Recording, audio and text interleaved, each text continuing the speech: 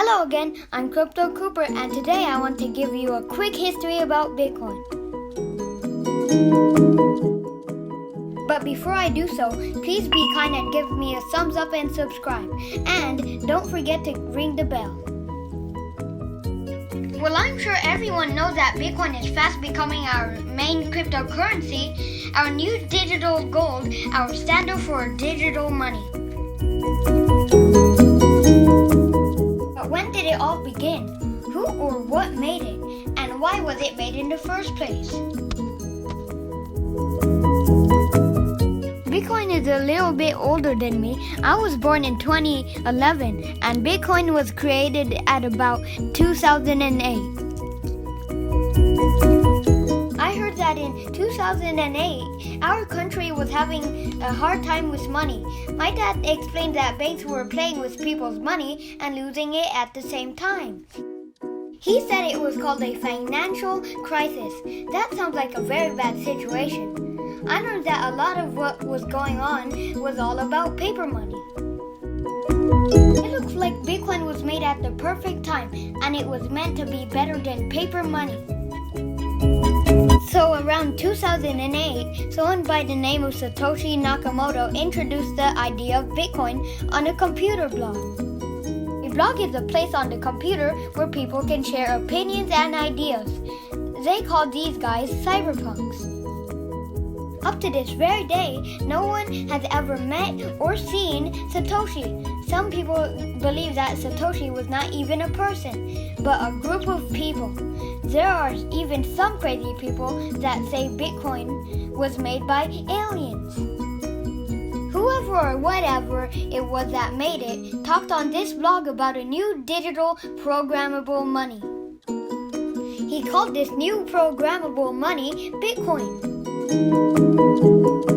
He challenged these cyberpunks to work crazy math problems and said they would be rewarded with a cryptocurrency called Bitcoin. Cyberpunks really loved solving these problems on their computers and getting the rewards of free Bitcoin. At the time, Bitcoin was given free just like coins, so long as you can solve the crazy math problems on your computer. The cyberpunks continued to work on the problems like it was a game. As more people joined to play the math game, it was realized that the math was getting harder and harder to solve. Pretty soon the math grew to be so difficult to solve that it went from using only one computer to solve the math problems to having to use multiple computers in order to gain the Bitcoin rewards. As more and more people joined to solve this popular math competition, it required more and more computers to calculate the really complicated math. Today, there are factories of computers all around the world trying to figure out the Bitcoin math. It's crazy to imagine in the early days that people who were participating in this Bitcoin math competition were collecting large amounts of Bitcoin for free. The question at the time was, what were they going to do with all this Bitcoin anyway?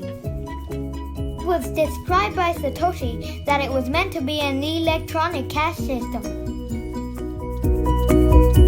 No one was using it until a guy by the name of Laszlo Hanyecz posted on his blog that he would offer anyone 10,000 Bitcoin for 2 Papa John's pizzas to be delivered to him. You could say that this first exchange started the Bitcoin value because for the first time in history, someone used Bitcoin to buy something.